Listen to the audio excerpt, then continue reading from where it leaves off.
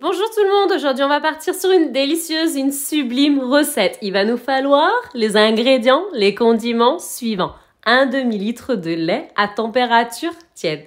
2 cuillères à soupe de levure boulangère.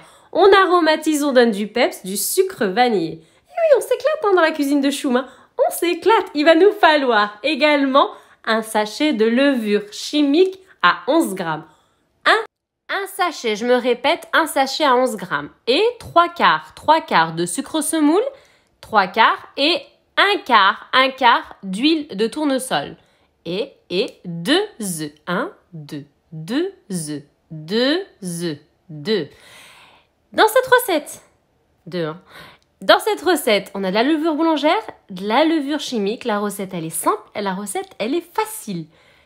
Donc, on va avoir une brioche peu commune qui va se détacher toute seule, c'est-à-dire qu'elle sera d'une moellosité, d'une onctuosité magnifique, sublime, délicieuse. Je récupère une casserole, je vais y verser mon demi-litre de lait. Je veux du lait à température tiède.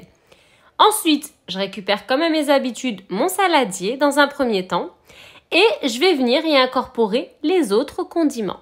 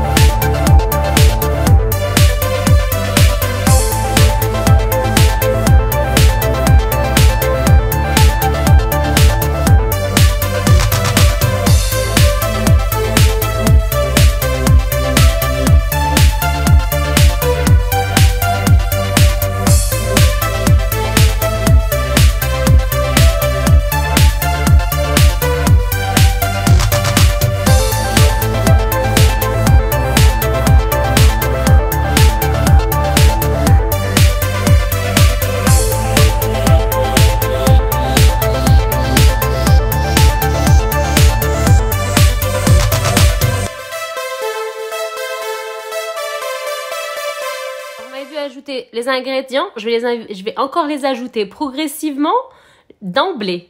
Tous les ingrédients vont être à l'intérieur de mon saladier. Je vais bien touiller, bien flopper, bien fouetter afin que tout s'adhère. Et ensuite, je viendrai tamiser préalablement de la farine jusqu'à l'obtention d'une pâte collante, pas collante, collante, pas collante. Vous allez tout voir défiler. Bien sûr, je vais mettre une pincée de sel. Ça ne sera pas visible, mais on met toujours du sel, bien évidemment. Et ensuite, quand ma pâte sera prête, quand je sentirai que ma pâte elle est collante, pas collante, c'est qu'il y aura une bonne brioche. Une brioche, une pâte à brioche qui est collante. Il la faut collante, mais pas collante aussi. Vous allez voir, moi en tout cas aujourd'hui, je m'éclate dans ma cuisine. Ma recette est peut-être tardive, mais je suis en train de m'éclater. Je vous laisse apprécier.